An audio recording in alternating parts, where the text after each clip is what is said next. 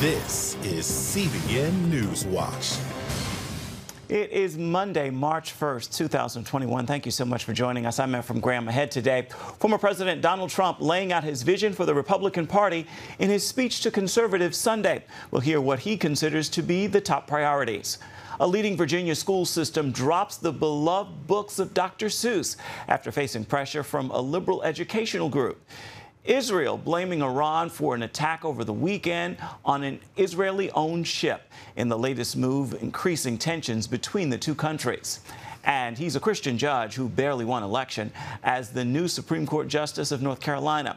So what are his plans for the Tar Heel State? All those stories and more ahead in today's edition of CBN News Watch. We begin this half hour with former President Donald Trump returning to the spotlight Sunday in a speech to the Conservative Political Action Conference. Trump laid out plans for leading the Republican Party into the future.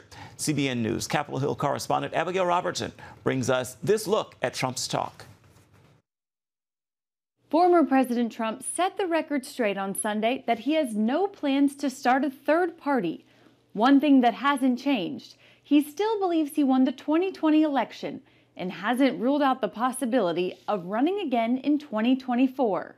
You know, they kept saying, he's going to start a brand new party. We have the Republican Party. It's going to unite and be stronger than ever before. I am not starting a new party. Trump criticized the first few weeks of President Biden's administration, particularly his immigration policies. Biden has failed in his number one duty as chief executive, enforcing America's laws. This alone should be reason enough for Democrats to suffer withering losses in the midterms and to lose the White House decisively 4 years from now. Trump also praised his America First agenda and said Republicans must make election security a priority. We must pass comprehensive election reforms, and we must do it now. The Democrats use the China virus as an excuse to change all of the election rules without the approval of their state legislatures, making it therefore illegal. Noticeably absent from CPAC this year was former Vice President Mike Pence. Mike Pence, who's a very prayerful man, believes that this is a time for him to kind of stay a little more quiet, a little more out of view, not because he's done anything wrong, but because he's a little bit retooling. And he's thinking about how he reemerges on the stage. He's absolutely going to be in the fight. Matt Schlapp, chairman of the American Conservative Union, which hosts CPAC, told CBN News Pence was invited but declined to attend. He talks to the president. All the myths about how they kind of left not talking to each other is wrong.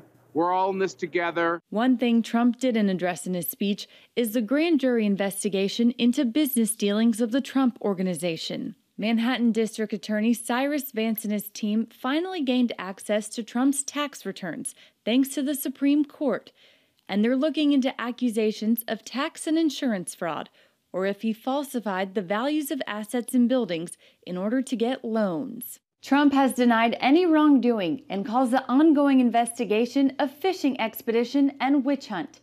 Reporting from Virginia, Abigail Robertson, CBN News. The political pressure is mounting on New York Governor Andrew Cuomo after another aide came forward with allegations of sexual harassment. Cuomo offering a statement Sunday saying some of his behavior may have been insensitive or too personal and that he sometimes teased people in an attempt to be playful, but critics were not buying it. Cuomo also faces harsh questions about his handling of the COVID crisis last year. New York Democrats, along with state Republicans, have also been highly critical of the governor. Israeli Prime Minister Benjamin Netanyahu blamed Iran today for the attack on an Israeli-owned ship in the Persian Gulf Friday.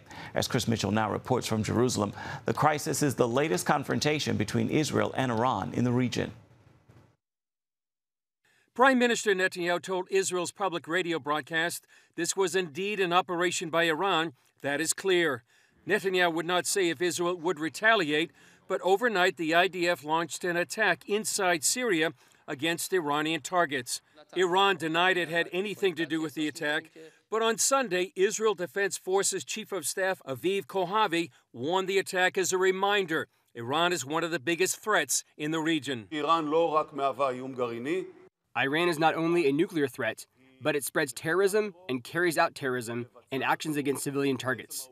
This is the place to reiterate that the IDF is acting and will act in the face of the threats that endanger it from both near and far. The Israeli-owned ship, the Helios Ray, is now in dock in the port of Dubai for repairs. The crew was not harmed, but the vessel sustained damage to its hull. Some suspect the attack came from mines laid by Iran's Revolutionary Guard Corps. The incident raised concerns about security for shipping in the Middle East and comes while Israel and Iran are facing off over Iran's nuclear program. Iran is now enriching uranium one step below weapons grade. And on Sunday, Iran rejected informal talks with the U.S. and European Union unless President Biden drops all economic sanctions first. Chris Mitchell, CBN News, Jerusalem. Back here at home, a prominent Virginia school district is dropping Read Across America Day, which celebrates the beloved children's author Dr. Seuss. It comes after a left-wing educators group alleged his books contain racial undertones. Loudoun County Public Schools says Dr. Seuss's books contain racial undertones that are unsuited for culturally responsive education. According to the Daily Wire, the education group Learning for Justice pointed to a study which claims Dr. Seuss's books contain Orientalism, anti-blackness, and white supremacy. After reviewing 50 books, many written in the 1950s, the study indicated there wasn't enough diversity included in the stories. The Biden administration's cancellation of the Keystone XL pipeline has shaken an entire industry and may cost thousands of workers their jobs. Chuck Holton spoke with some of those workers who found themselves facing sudden unemployment. President Joe Biden wasted no time making good on his central campaign promise, putting a stop to the Keystone XL pipeline. And Republican lawmakers are fuming. It's not just bad for America and Americans, it's bad for the world. Our neighbors to the north and the south depend upon these pipelines. Part of our contractual agreement is a completion of Keystone XL.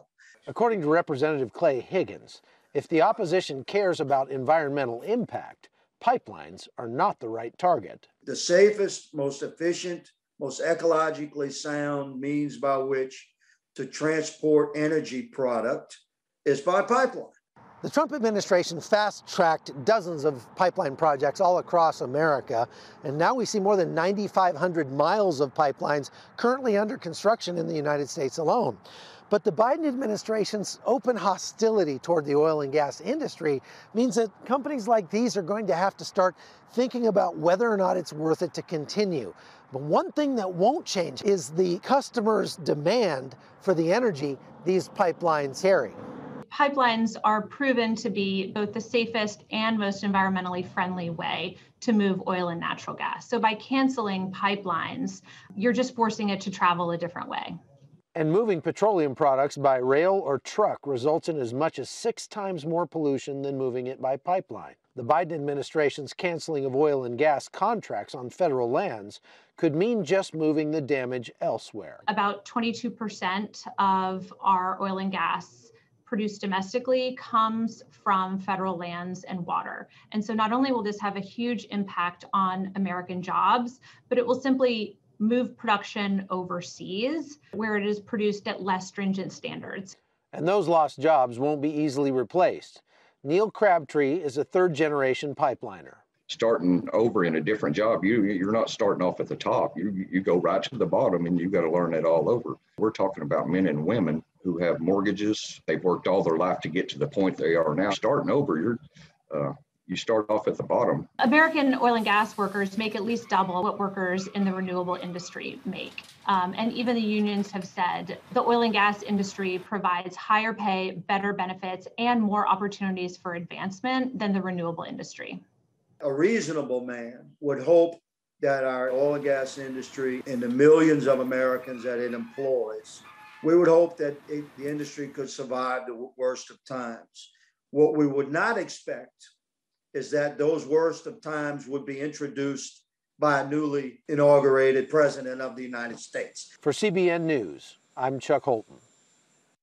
Have an important announcement to share. It's a new free service from CBN News, a CBN News daily email called Quick Start. It gives you the stories you need each morning at about 7 a.m. Eastern. You can get important national, international, and faith-based news delivered right to your email inbox. You can subscribe at quickstart.news.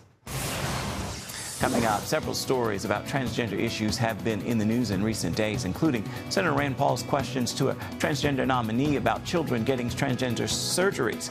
We're going to hear about that and a book that's been canceled by a major store when we come back. Want to be a part of a community that inspires your spiritual growth while winning prizes? The all-new MyCBN app. Connect with the community for prayer and encouragement. Track and set spiritual goals. Enjoy conversation starters with friends and family. And collect points to win prizes. The all-new MyCBN app. A great place to belong. Download the app at cbn.com/mobile. Grow, connect, have fun. The all-new MyCBN app. On the home front. Thanks for joining us for CBN's On the Home Front, where we highlight what the men and women of America's military do to defend our country. CBN honors the men and women in our military with an initiative called Helping the Home Front. It partners with churches across the country to meet the needs of their military families, from repairing homes to wiping out medical bills for wounded veterans. Watch On the Home Front today at 2:30.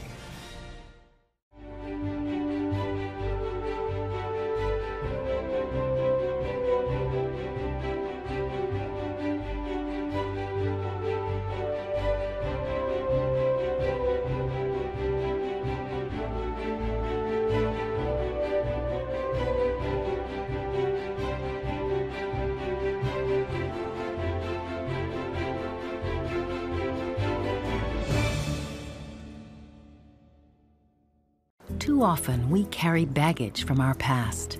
You know what it's like. It affects everything and everyone in our lives. It's always there, weighing us down and keeping us from achieving true happiness. But do you know God never meant for us to be trapped in the past? You can be free of your baggage. Learn how God's forgiveness leads to changed lives and new beginnings. Call the 700 Club. While there has been focus on the Equality Act in Congress in recent days, several stories involving transgender issues have also been in the news.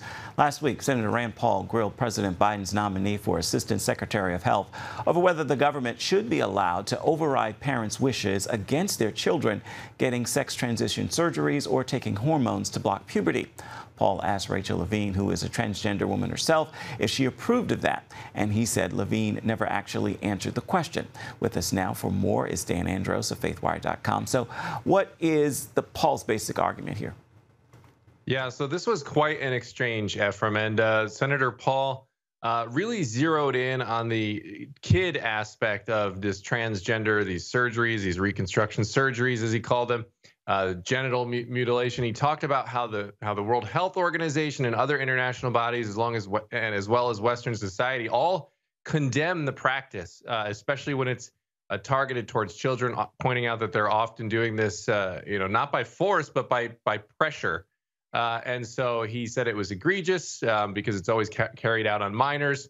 And then he set up and said that to Dr. Levine directly, saying that you have supported both allowing minors to be given hormone blockers to prevent them from going through puberty, as well as surgical deconstruction of a minor's genitalia. He talked about how 80 to 95% of gender dysphoria cases often self-correct by the time they reach adolescence. And so he said directly, do you believe that minors are capable of making such life-changing decisions such as changing one's sex? And as you mentioned there, Levine definitely did not directly answer the question, just 2 times actually said, well, this is the medicine for transgender issues is complicated. I'd be happy to discuss it with you at a later date. So a very interesting and direct exchange there between Senator Paul and Dr. Levine. How did Democrats in the media respond? Well, the media predictably kind of called him transphobic. USA Today actually had a headline that said Rachel Levine faces transphobia in historic U.S. Senate hearing. You had the Daily Beast calling it a transphobic rant from Senator Paul. Senator Patty Murray, also, who is the chair of Health, Education, and Labor, also called it a mischaracterization and transphobic as well. So that was the general media characterization of this, as this was some sort of bigoted rant by Senator Paul. Dan, another story, a University of New York student has reportedly been suspended for something he posted online. What happened there? Yeah, this was at the State University of New York at Geneseo, and a student named Owen Stevens went to Instagram and posted some videos, and in those videos, he was talking about biological sex and the issues surrounding that, and at some point, he said a man is a man, a woman is a woman, a man is not a woman, and a woman is not a man. He said those quotes, and the school then suspended him, saying that the videos called into question his ability to, quote, maintain a classroom environment, protecting the mental and emotional well-being of all his students. And so he's suspended until he goes into some sort of what he calls a re-education plan from the school. Real quick, before we let you go, only a few seconds. Target has once again removed a book dealing with transgender issues. Tell us about that real quick. Yeah, Abigail Schreier, she's got a book, Irreversible Damage, on these transgender issues. Target once removed it after one complaint and put it back. And she pointed out on Twitter just a couple days ago that it's once again mysteriously vanished, and she has not received an explanation as to why. All right, Dan Andrews of faithwire.com. Thank you so much. Still ahead, he just barely won election as the new Chief Justice of the North Carolina Supreme Court. So what does this Christian judge have in mind for the Tar Heel State? We're going to have the story for you when we come back. To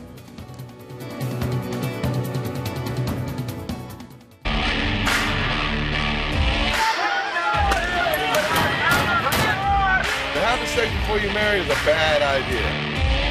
Don't tell me there's no such thing as gun violence. That just depends on your definition of when life begins. Watch Dan and Dale tackle trending topics that test your faith on the next Faith Wire, Monday night at 9:30. The Global Lane takes you around the world, providing facts over fiction. What might rising trade and geopolitical tensions mean for you on the home front? With over 45 years of experience, award-winning journalist Gary Lane brings you the truth from a global angle. What about the issue of immigration? World news analysis you won't see anywhere else. And it's all right here on the Global Lane. Watch The Global Lane, Thursday night at 9:30.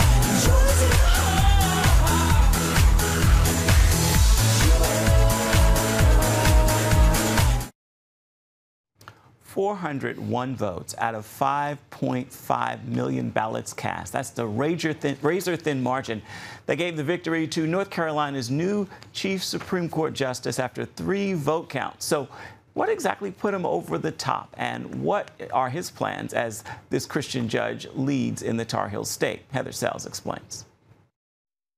The Chief Justice of the North Carolina Supreme Court is a man of faith, and his journey to the top spot is filled with prayer and an election miracle. In his new role, Chief Justice Paul Newby oversees all North Carolina courts, a system with more than 6,000 employees. Newby, a committed believer, sees God's hand through it all. My mom was a school teacher. Dad was a linotype operator. Growing up in North Carolina, Newby says no one in his family ever practiced law. He caught the bug attending Duke University, then interning for Supreme Court Chief Justice Warren Burger in 1976. Found his inspiration in studying the Bill of Rights. As lawyers, that's our high calling, to be sure that people are able to exercise their fundamental God-given rights, and the courts are there to protect we the people from we the government. Newby would go on to marry fellow law student Macon Tucker, work in private practice, and then serve as assistant U.S. attorney for 19 years. A turning point came as he prayed for judges and his concern about religious liberty. I'm crying out to God that we might have godly people in these roles, and I get this sense of, oh, what about you? Are you willing to do it? And I'm like, God, here I am, Lord, send somebody else. This is crazy. I'm a nobody. Yeah, newbies have been in North Carolina since 1700, but we hadn't done anything. He would later serve with Chief Justice Mark Martin, who left the Supreme Court in 2019 to lead the Regent Law School. Despite different political parties, Newby felt Democratic Governor Roy Cooper would name him interim Chief Justice. Generally, the tradition of the court has been that the senior associate, the one with the most experience, would get that appointment. I was the senior associate. Cooper, however, appointed Justice Sherry Beasley, and that set up Newby's 2020 race opposing her. More than 5 million North Carolinians voted, giving Newby the edge, but just by 406 votes. As permitted by state law, Beasley requested a machine recount. That set off 40 days of prayer in the Newby home. You got no tools left in your toolbox. You're done. But just to say, Lord, if you don't deliver us, it's in your hand. And understanding that God had the power to do whatever. Okay, God is sovereign. After the machine recount, with the margin still slim, Beasley called for a hand-to-eye recount. I frequently prayed, okay, Lord, I know you took Gideon from thousands down to 300. Please, God, don't let it go below 400. I'd like for it to stay at 400, and by His grace, I won by 401 votes.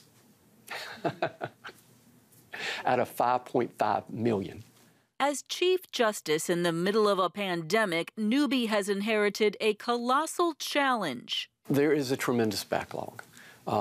Jury trials were shut down from March until maybe November, and then they were shut down again in December. He's asked Governor Cooper to consider courthouse personnel as essential frontline workers. Under our state constitution, it says that the courts are to always be open and to provide justice without favor, denial, or delay. And to expedite the process, he's putting decision-making back in the hands of the state's 102 courthouses. What I'm asking the local officials to do is to proceed with due diligence. While North Carolina's recount process put Newby on top, he's fully aware that many are frustrated with the presidential election. Are we disappointed? Sure.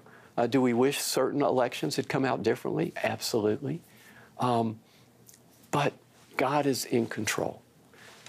And so that's my message. For those distressed by our country's polarization, he says compared to the rest of the world, we're still doing pretty well. We think we're this far apart on some of our fundamental beliefs. We're not. We're like this far apart. I mean, when you start talking about, the right to confront those who would witness against you, when we're talking about the whole idea of the presumption of innocence until proven guilty. Newby encourages believers to remember their calling as God's ambassadors and understand that no matter the times, they can offer hope. It's the foundation for his next 8 years as Chief Justice. Reporting in Raleigh, Heather Sells, CBN News. Coming up, it's a new family-friendly movie coming later this month from Netflix, telling the story of a teenager who has to choose between going to detention or a Christian camp. We're going to bring an advanced look at that when we come back. Stay with us.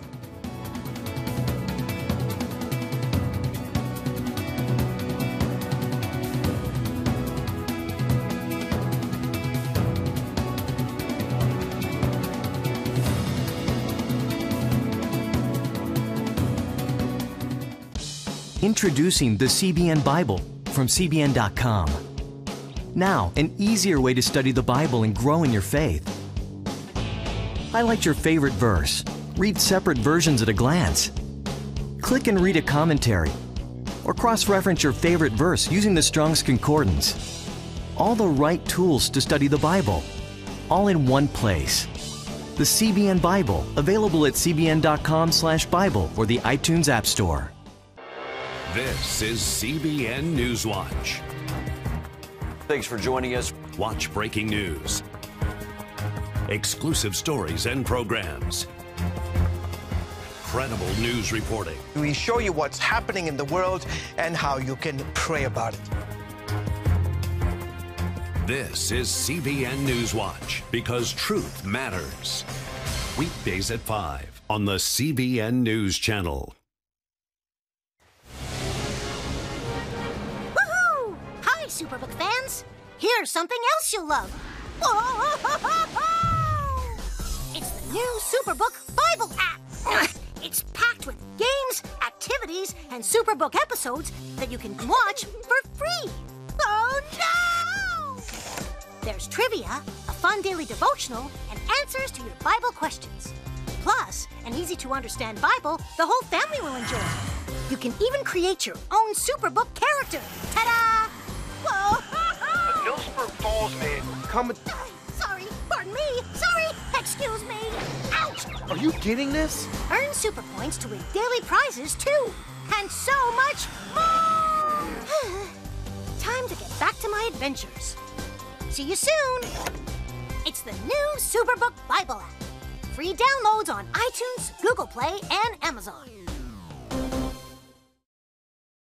And welcome back to CBN Newswatch. A new faith-based musical is making its way to Netflix at the end of this month. Here's this story. A troubled teenager is faced with a difficult choice. He can attend a Christian camp or he can get locked up in juvenile detention.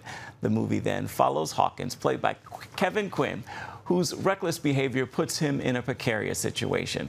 Will decides to go to the Christian camp, and it turns out to be a life-changing experience. He meets Avery, played by Bailey Madison, and love begins to bloom as the teens discover they have more in common than they expected. The family-friendly movie was filmed in Nashville and features songs from Amy Grant, For King and Country, Torrin Wells, and many more.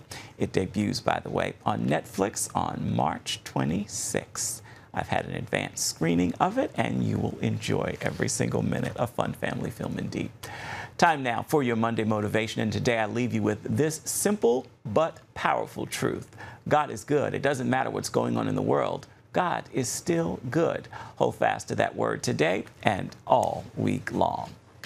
Well, that is going to do it for this edition of CBN News Watch. I want to remind you, you can always find more of our programs on the CBN News Channel at any time. You can also find them online at cbnnews.com. We'd love to know what you think about the stories you've seen here today. Email us at the address right there at the bottom of your screen, newswatch@cbn.com. And you can reach out and touch us on Facebook, Twitter, and Instagram. Make it a marvelous Monday. We'll see you right back here tomorrow.